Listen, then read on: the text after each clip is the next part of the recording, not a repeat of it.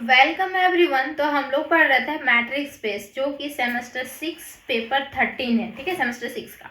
तो matrix space में हम लोग कल डिफिनेशन देखे हुए थे। फर्स्ट लेक्चर हो चुका है, सेकेंड लेक्चर है। तो डिफिनेशन देखे थे और एक वेरी वेरी इंपॉर्टेंट क्वेश्चन हम लोग किए हुए थे जो कि एग्जाम में बहुत बार पूछा गया है क्वेश्चन। ठीक है, तो आज हम लोग जो क्वेश्चन लिए हुए हैं तो वो भी वैसे ही है, सिंपल जैसे कि कल हम बताए थे। सेम चार प्रॉपर्टी आपको सेटिस्फाई करवानी होगी। मैट्रिक्स स्पेस क्या होती है? कोई एक नॉन एम्प्टी सेट होती है और उस पे क्या होती है? मैपिंग होती है। ठीक है, वही सेट से वही सेट पे मैपिंग होगी, कुछ रिजल्ट देगी। ठीक है, एंड डी जो होगा वो क्या होता है कि मीन्स डिफाइन करता है वो मैपिंग को। तो डी जो होती है वो डिस्टेंस फंक्शन होती है। तो वो जो है डी चार प्रॉपर्टी सेटिस्फाई अगर करती है तो वो हमारा क्या होता है, देखिए यहाँ पे जो प्रूफ करने दिया हुआ ना, D is a matrix on, जो भी हमारा सेट है उस पर मैट्रिक्स होगा एंड जो उसकी पेयर बनेगी वो जो सेट का एंड डी का पेयर जो बनेगा उसी को बोलते हैं मैट्रिक्स स्पेस। ठीक है, कल हम लोग बताए हुए थे डिफिनेशन में। तो आज हम लोग क्वेश्चन करने वाले हैं। क्वेश्चन में सिंपल पूछा गया है, कोई हमारा कॉम्प्लेक्स सी जो है वो कॉम्प्लेक्स नंबर है। ठीक है, कॉम्प्लेक्स नंबर का एक सेट बना हुआ है। तो कॉम्प्लेक्स नंबर का सेट कुछ इस तरह से, C denotes the set of all complex number and let a function. कुछ फंक्शन डिफाइन है डी। डी फंक्शन किससे? सी इंटू सी से आर पे, मतलब आर रिजल्ट दे रहा है सी इंटू सी पे, मतलब complex number two complex number. And D जो होगा वो चार प्रॉपर्टी सेटिस्फाई करेगी, डेफिनेटली चार प्रॉपर्टी सेटिस्फाई करनी चाहिए। तो एंड इसमें क्या होगा, कुछ डिफाइन है, कुछ डिफाइन इस तरीके से किया गया है कि डी ऑफ Z1 और Z2 कहीं भी लिखेंगे तो वो Z1 माइनस Z2 का मोड हो जाएगा। ठीक है, इस तरीके से डिफाइन है। एंड Z1 Z2 जो होगा वो कॉम्प्लेक्स नंबर ही होगा जो कि सी का एलिमेंट है, मतलब कॉम्प्लेक्स नंबर होगा। एंड प्रूफ करनी है डी इज मैट्रिक्स ऑन सी। तो डी इज मैट्रिक्स ऑन सी कब होगा? जब चार प्रॉपर्टी सेटिस्फाई होगी और पेयर को बोलेंगे हम लोग मैट्रिक्स स्पेस। ठीक है, तो चलिए इसकी देखते हैं सॉल्यूशन किस तरीके से होगी। सबसे पहले तो क्वेश्चन समझ में आनी चाहिए, देन सॉल्यूशन क्या करेंगे वो समझ में आनी चाहिए, फिर सॉल्यूशन करनी चाहिए। तो क्वेश्चन समझ में आया ना? सॉल्यूशन क्या करना है? चार प्रॉपर्टी दिखानी है, बस हो गया हमारा सॉल्यूशन। ठीक है, तो यहाँ पे लिखेंगे सबसे पहले क्या लिखेंगे, गिवन जो हमारा दिया हुआ गिवन फंक्शन। ठीक है, दिस वन। तो गिवन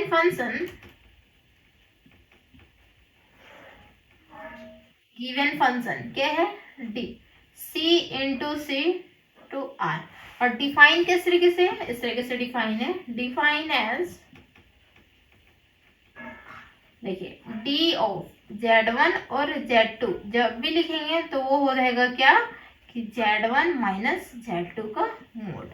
फॉर ऑल Z1 और Z2 जो है वो कहाँ का एलिमेंट है? तो हमारा C का एलिमेंट है।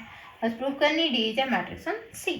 तो फर्स्ट वन हम लोग लेके चलेंगे। फर्स्ट वन क्या लेके चलेंगे? सिंस क्या है कि Z1 माइनस Z2 जो होगा वो ग्रेटर देन इक्वल टू 0 होगा। डेफिनेटली 0 से बड़ा क्या होता है? Positive number. तो मोड का बाहर अगर कोई भी नंबर करेंगे चाहे वो नेगेटिव हो, नेगेटिव में ही क्यों ना हो, -3 मोड अगर लिखते हैं तो रिजल्ट क्या देता है? 3 देता है। -10 अगर लिखेंगे तो भी रिजल्ट क्या देगा? 10 देगा। मतलब क्या है कि नेगेटिव को जब भी हम मोड से बाहर करते हैं वो पॉजिटिव में कन्वर्ट हो जाता है। क्लियर? तो मतलब क्या होगा कि यहाँ नेगेटिव नंबर भी क्यों ना रहे, कॉम्प्लेक्स नंबर नेगेटिव ही क्यों ना रहे, लेकिन क्या हो जाएगा? पॉजिटिव हो जाएगा, मतलब मोड के बाहर आएगा पॉजिटिव हो जाएगा। तो मे भी हो सकता है 0 भी हो जाए, पॉजिटिव हो सकता है या फिर 0 भी हो सकता है। तो 0 अगर हो जाएगा तो 0 इक्वल टू 0 तो लिखे हुआ है एंड उससे बड़ा ही होगा, 0 से बड़ा ही होगा, मतलब पॉजिटिव होगा। ठीक है, और ऑल जो Z1 और Z2 जो एलिमेंट है वो कहाँ का एलिमेंट है? तो C का एलिमेंट है, बस नॉर्मल। तो इस जगह पे हम लोग क्या लिख सकते हैं? ये इंप्लाइज कर जाएगा। इस जगह पे क्या लिखेंगे? तो ये दोनों तो आपस में इक्वल है, Z1 Z2 greater than equal to 0 for all Z1 Z2 belongs to C। Simple. तो फर्स्ट प्रॉपर्टी तो यही था कि डी ऑफ Z1 Z2 मतलब डी ऑफ दो एलिमेंट लेंगे जो भी हमारा सेट दिया हो उसका ग्रेटर देन इक्वल टू 0 होना चाहिए, जो कि हो गया हमारा। क्लियर? देन अब सेकेंड प्रॉपर्टी आती है। सेकेंड प्रॉपर्टी हमारा क्या है? सेकेंड है हमारा कि डी ऑफ Z1 और Z2। ठीक है, दिस वन, ये क्या होना चाहिए? ये हमारा होना चाहिए इक्वल टू 0। 0 कब होना चाहिए? जब Z1 Z2 इक्वल रहे तो। ठीक है, तो ये इम्प्लाइज क्या करेगा, ये इम्प्लाइज करेगा, इस जगह पे हम क्या लिख सकते हैं, इस जगह पे लिख सकते हैं Z1 माइनस Z2 का मोड, ठीक है, and this is equal to 0। इस टर्म को ऐसे लिखें, तो इस जगह पे हम सिर्फ ये टर्म लिखें, इक्वल टू जीरो है ही। देन उसके बाद ये हम मोड हटा देते हैं, तो Z1 माइनस Z2 सिंपल लिख सकते हैं, जैसे बोला ना माइनस मोड 3, तो मोड 3 लिखनी है सिंपल। तो हम यहाँ पे उसे मोड हटा दिए और ये टर्म को हम लोग लिख दिए, ठीक है। देन उसके बाद ये देखिए, ये जो Z1 है, Z2 को हम उधर भेज देते राइट साइड में, तो क्या हो जाएगा, दिस वन, ये नेगेटिव है तो पॉजिटिव में हो जाएगा, क्लियर। अब क्या करेंगे, देखिए यहाँ पे क्या था कि बोथ साइड इम्प्लाइज का साइन होनी चाहिए। बोथ साइड इम्प्लाइज का साइन कैसे होगा, तो Z1 मतलब क्या है कि इधर Z1 है, Z2 को इधर ले आते हैं, तो मतलब फिर से ये रिवर्स स्टेज में चल जाएंगे, तो हम इम्प्लाइज डेट का साइन फिर से दे देंगे। फिर इसके अंदर हम मोड डाल देते हैं, तो ये वाला टर्म आ जाएगा, तो ये हम दे दिए इम्प्लाइज डेट का साइन। फिर यहाँ से इस जगह पे हम लोग इसको लिख सकते हैं, फिर से रिवर्स हो गया, तो ये हम लोग इससे दे दिए। तो दैट इज बोल सकते हैं क्या हुआ कि D of Z1 Z2 this is equal to 0, and ये हमारा हुआ this Z1 equal to Z2। Second हो गया प्रूफ, क्लियर। सेकेंड देखिए बस 4 स्टेप में प्रूफ हो गया है, ठीक है, 4 स्टेप लगेगी वैसे। देन थर्ड हमारा क्या है, थर्ड क्या है, सिमेट्रिक फंक्शन है ना, उसके बाद आएगा ट्रायंगल फंक्शन। तो सिमेट्रिक फंक्शन में क्या है, third D of X Y equal to D of Y Z होनी चाहिए। तो D ऑफ एक्स वाई को हम लोग क्या लिख सकते हैं, Z1 माइनस Z2 का मोड लिख सकते हैं, यहाँ पे लिख दीजिएगा फॉर ऑल Z1 Z2 कहाँ का एलिमेंट है, तो C का एलिमेंट है, ये लिखना मत भूलिएगा, ठीक है, क्योंकि बिलोंग कर रहा है ना C में, कॉम्प्लेक्स नंबर। तो दिस इक्वल टू दिस लिख सकते हैं। अब क्या करेंगे, यहाँ से माइनस जो है वो हम लोग कॉमन आउट करेंगे, ठीक है, वो भी किसके मोड के अंदर। तो माइनस यहाँ कॉमन आउट करेंगे, तो ये हमारा नेगेटिव में हो जाएगा, और ये जो है वो हमारा पॉजिटिव में हो जाएगा, कुछ इस तरीके से होगा कॉमन आउट करेंगे तो, क्योंकि ब्रैकेट के बाहर करेंगे फिर हमारा रिजल्ट यही देगा ना।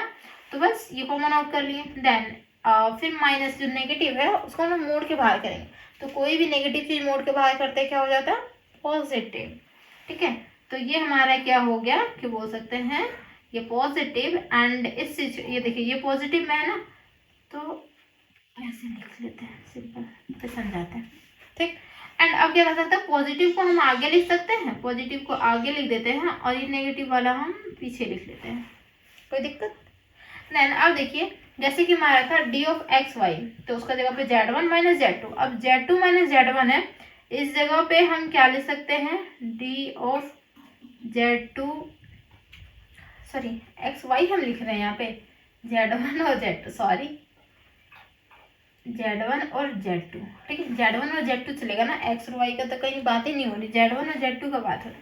तो यहाँ पे क्या होगा, Z2 Z1, एक्चुअल में यही चाहिए थे क्या कि D of Z1 Z2 equal to D of Z2 Z1, symmetric function for all Z1 Z2 कहाँ बिलोंग करेगा, C में बिलोंग करेगा। तो ये हमारा थर्ड प्रॉपर्टी हो जाती है प्रूफ, ठीक है। देन उसके बाद आती है फोर्थ प्रॉपर्टी जो कि ट्रायंगल प्रॉपर्टी है। तो फोर्थ प्रॉपर्टी में कैसे प्रूफ होगा, तो फोर्थ प्रॉपर्टी होती है D ऑफ Z1 Z2, तो मतलब सबसे पहले लिख लेते हैं लेट, इसमें Z3 भी चाहिए ना, क्योंकि x y तो Z चाहिए था, मतलब 3 एलिमेंट इसमें चाहिए डेफिनेटली, तो इसमें Z3 भी चाहिए। तो हम यहाँ लिखेंगे लेट Z1 Z2 Z3, ये तीनों एलिमेंट कहाँ बिलोंग कर रहा है, पहले C में बिलोंग कर रहा है, वो हम पहले लिख लेते हैं, ठीक है। देन अब क्या करेंगे, D ऑफ Z1 और Z2 this is equal to, अब देखिए इक्वल टू इस जगह पे क्या ले सकते हैं, Z1 माइनस Z2 का मोड। अब क्या करते हैं कि हम कुछ ऐड कर लेते हैं, कुछ ऐड क्या करेंगे, Z3 हमें चाहिए तो Z3 हम ऐड कर लेते हैं। तो कोई भी चीज़ में अगर हम ऐडिंग करते हैं तो उसको बैलेंस करने के लिए क्या करना होगा, उतना ही सब्ट्रैक्ट करना होगा, जितना ऐड कर रहे हैं उतना ही सब्ट्रैक्ट कर देंगे, वो बैलेंस हो जाएगा हमारा। तो बस उसी तरीके से क्या करना है कि Z1, अब क्या करेंगे कि हम Z3 ऐड कर लेते हैं, तो नेगेटिव वाला पहले लिख लेते हैं, फिर पॉजिटिव वाला बाद में लिख लेंगे, कोई दिक्कत होगा क्या, दिक्कत तो नहीं होना चाहिए, क्योंकि ये दोनों को हटा देंगे फिर वही होगा हमारा, देखिए होगा ना। देन अब देखिए क्या होता है ना कि ये जो है वो हमारा क्या है कि एक एडिशन में है, तो मतलब बोल सकते हैं ये दोनों एक साथ रखेंगे, दोनों एक साथ रखेंगे एंड मोड के बाहर करेंगे, ठीक है। मतलब जैसे हुआ कि a प्लस बी का अगर मोड करना चाहते हैं, अलग अलग करना चाहते हैं, तो क्या होता है कि लेस देन इक्वल a का मोड प्लस फिर b का मोड होता है। तो ये दोनों को देखिए हम अलग करना चाहते हैं, बीच में पॉजिटिव का साइन देंगे एंड फिर मोड तो लगा रहेगा ही, ठीक है। तो क्या हो जाएगा, ये लेस देन इक्वल का सिंबल बन जाता है Z1 माइनस ये हमारा हो जाएगा Z3 का मोड प्लस यहाँ पे होगा Z3 माइनस Z2 का मोड, ये हमारा हो जाएगा इस तरीके से। क्लियर, देखिए क्योंकि यही फॉर्मूला हमारा यहाँ पे यूज होगा, ये ट्रिक यहाँ पे यूज होगा। क्लियर, समझ में आ रहा है ना। देखिए mod of a plus B less than equal to mod of a mod of b, तो वही हुआ हमारा क्या, mod of a plus B, ठीक है, mod of a plus B दिख रहा है लेस देन इक्वल। अब देखिए क्या हो रहा है कि Z1 माइनस Z3 को क्या लिख सकते हैं, डी ऑफ Z1 Z3 लिख सकते हैं ना, ठीक है। तो हम यहाँ लिख सकते हैं D of Z1 Z3 plus क्या लिख सकते हैं यहाँ पे, फिर यहाँ पे क्या लिख सकते हैं, तो यहाँ लिख सकते हैं क्या, डी ऑफ Z3 Z2, यही चाहिए था क्या, यही चाहिए था, ठीक है।